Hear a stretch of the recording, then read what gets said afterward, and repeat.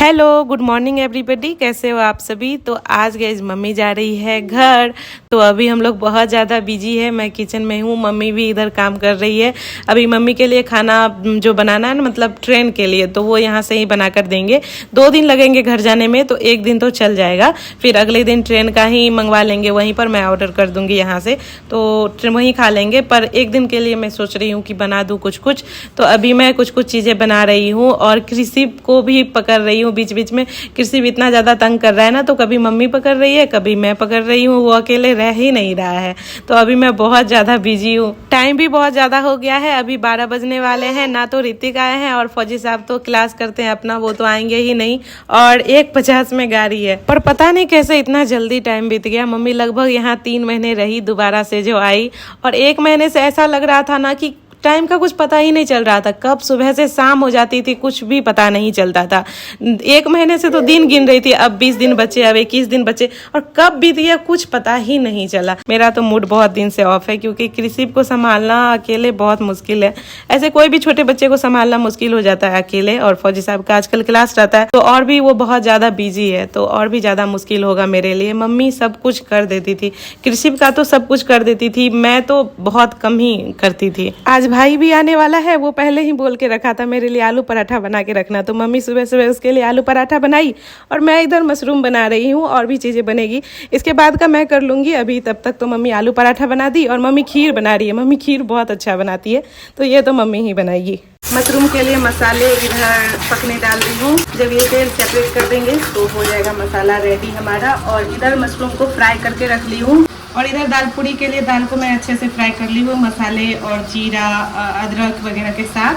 बस थोड़ा और इसे मैश कर लेती हूँ। और इधर मम्मी आटा लगा दी है, मैं अब दाल पूड़ी बनाती हूँ, तब तक मम्मी कृषु को रेडी कर रही है और खुद भी रेडी हो रही है, क्योंकि टाइम तो बिल्कुल भी बचा नहीं है। अब इसमें भी आधे घंटे लगेंगे मशरूम में, जब तक ये मसाले अच्छे से पक जाते हैं। इसके बाद मैं इसमें डालूंगी, फिर मसाले के साथ थोड़ा पकाऊंगी मशरूम को, इसके बाद पानी डाल दूंगी। अभी टाइम बिल्कुल भी नहीं है, इसलिए मैं वीडियो भी कुछ भी शूट नहीं कर पा रही हूँ। और अभी तक ऋतिक भी नहीं आया है, ऋतिक को अभी तक आ जाना चाहिए था, पर वो नहीं आया है। 12 बजने ही वाले, आधे घंटे में 12 बज जाएंगे, आधे घंटे से कम ही है।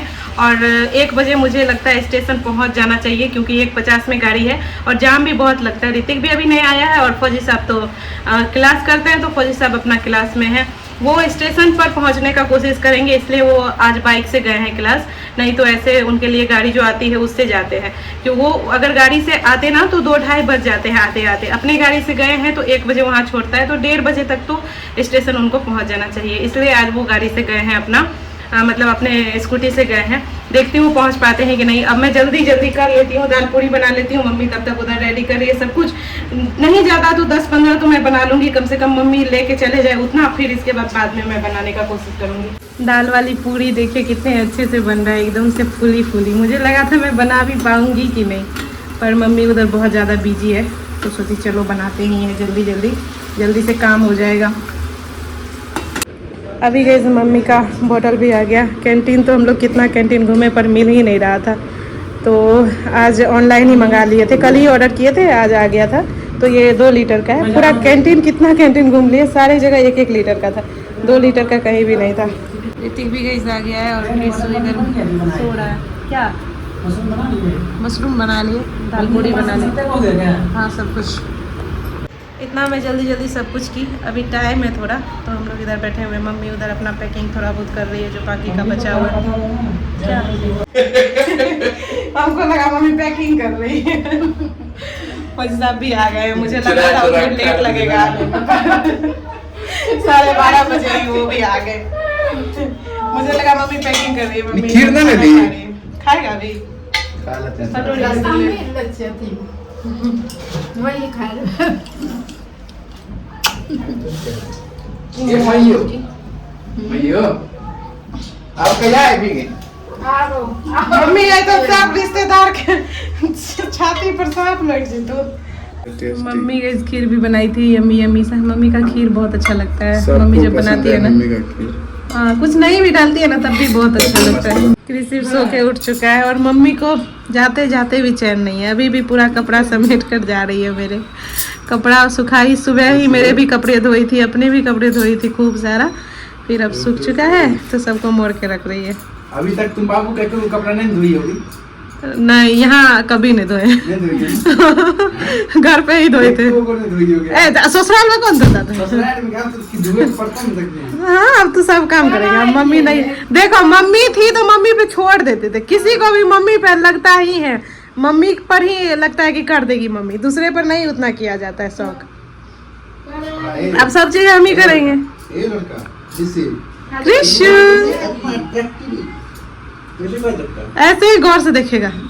मम्मी देखिए अभी भी जाते जाते भी सब कुछ करके जा रही है, एकदम बैठ नहीं रही है। अब 1 बजने वाले, लगभग 1 बज ही गया है।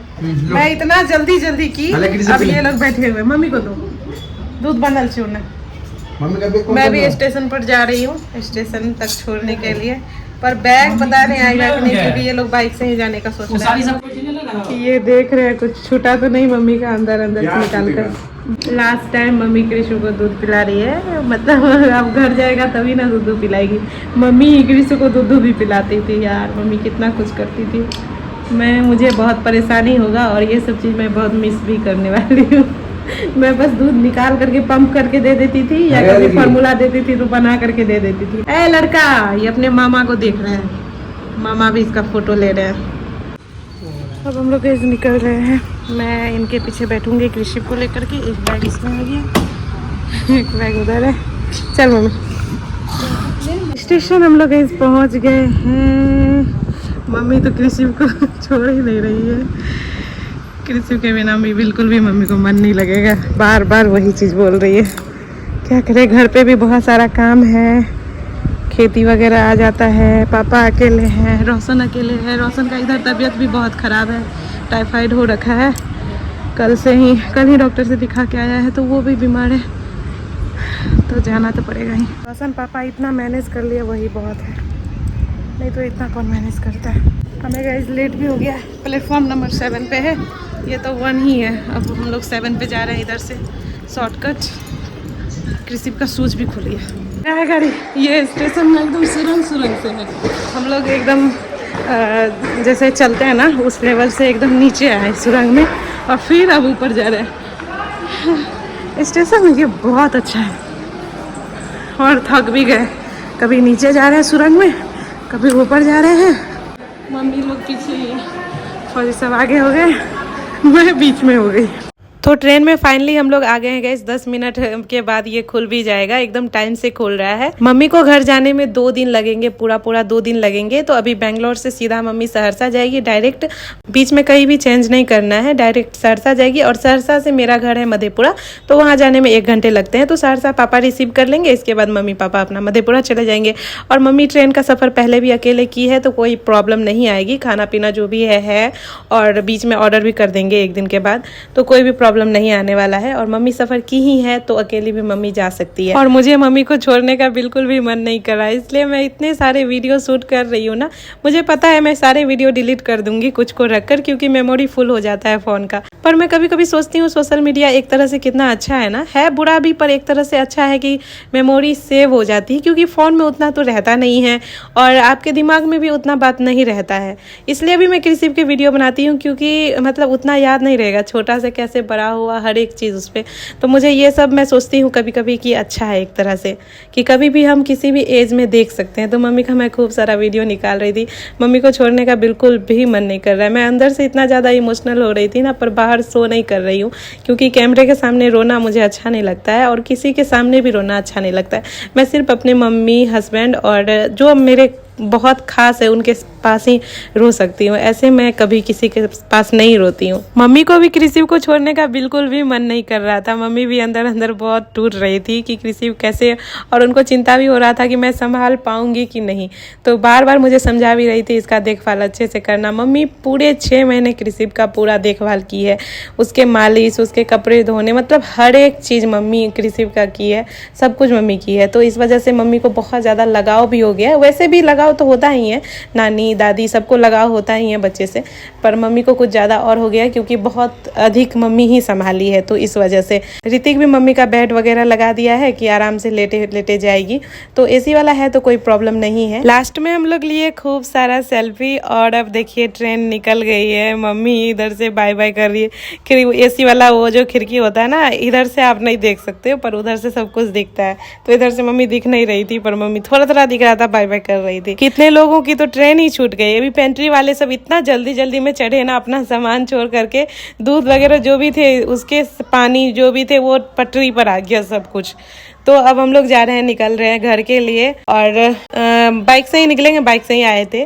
कृषि भी अब सो रहा है, पापा के पास है तो पापा के साथ वो सो रहा है। आगे आगे चल रहे हैं फौजी साहब।